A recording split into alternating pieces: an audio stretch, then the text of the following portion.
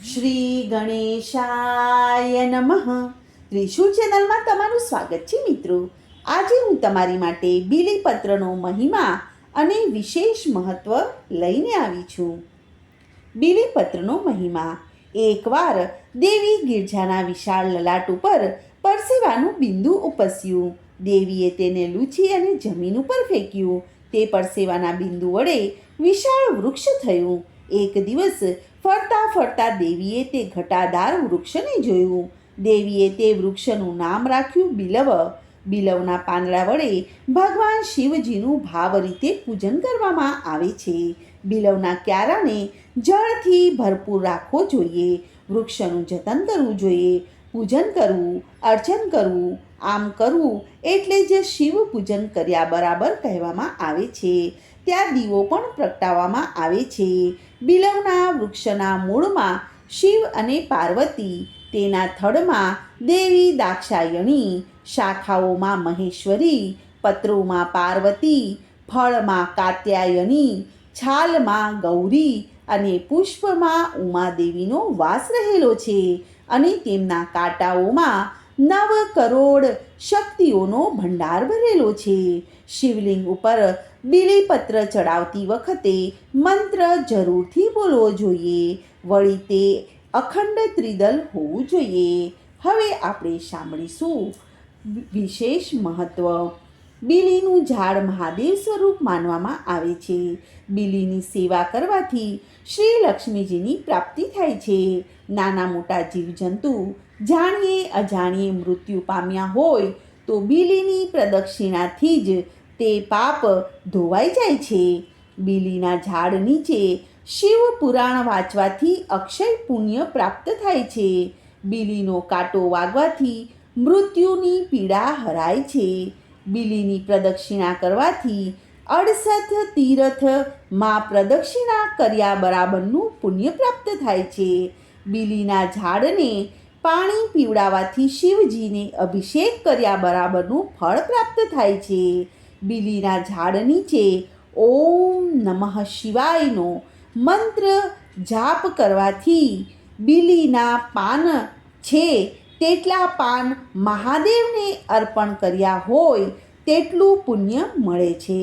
કોઈ પણ માળાને સિદ્ધ કરવી હોય તો બીલીના ઝાડ નીચે જાપ કરવો જોઈએ. શિવાલયમાં જાપ થતો હોય તો પણ 3 વાર બીલીના ઝાડ નીચે જાપ કરવો જ જોઈએ. બીલીનું જંગલ જે લોકો બનાવે છે તેને ભવોભવ શ્રી લક્ષ્મીની પ્રાપ્તિ થાય છે. બીલીના ઝાડ નીચે દીવો કરવાથી તત્વજ્ઞાન મળે છે. આધ્યાત્મિક તત્વજ્ઞાન મૂળ તત્વની પ્રાપ્તિ થાય છે. આ કળિયુગમાં જેના ઘરે બીલીપત્રનું ઝાડ છે તે ઘરને પવિત્ર માનવામાં આવે છે અને તેના ઘરે 68 તીર્થનું બિરાજમાન છે. બીલીના ઝાડ નીચે પાર્થિવ શિવલિંગ અને માટીનું શિવલિંગ બનાવવાનો મોટો મહિમા છે.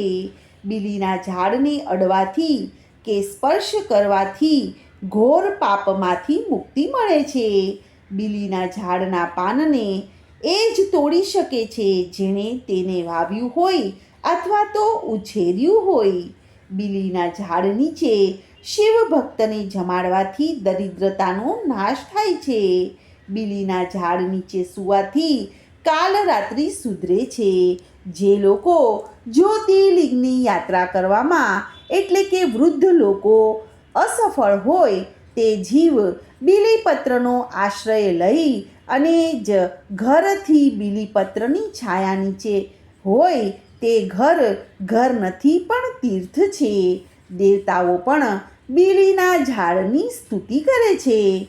બીલીના ઝાડ નીચેની શબયાત્રા નીકળે તો જીવ મુક્ત થઈ જાય છે. માત્ર એક જ બીલી વાવવાથી 1 કરોડ શિવલિંગનું મંદિર નિર્માણ કર્યા બરાબરનું ફળ પ્રાપ્ત થાય છે. બ્રહ્મા, વિષ્ણુ અને મહેશ ત્રિદેવ બીલીમાં બિરાજમાન છે. બીલીના વૃક્ષને શ્રી વૃક્ષ કહેવામાં આવે છે. જો શક્ય હોય તો જીવનમાં એકવાર બીલીના જંગલમાં ઝૂંપડું બનાવીને 3, 5 કે 11 રાત્રિ રહેવું કે જેથી ભવો ભવના ઘોર અપરાધ અને પાપમાંથી મુક્તિ મળે છે અને શિવપદ પણ મળે છે. બીલીના ઝાડને ક્યારાને પાણીથી ભરી દેવાથી અને દીવો કરવાથી દેવોનો દેવ મહાદેવ રાજી થાય છે. તો મિત્રો, આ હતું બીલીપત્રના વિશેષ મહત્ત્વ. તો આજનો આ વિડીયો હું અહીં વિરામ આપું છું. કાલે ફરીથી આવીશ એક નવી કથા લઈને. ત્યાં સુધી બધાને મારા જય શ્રી કૃષ્ણ. ધન્યવાદ.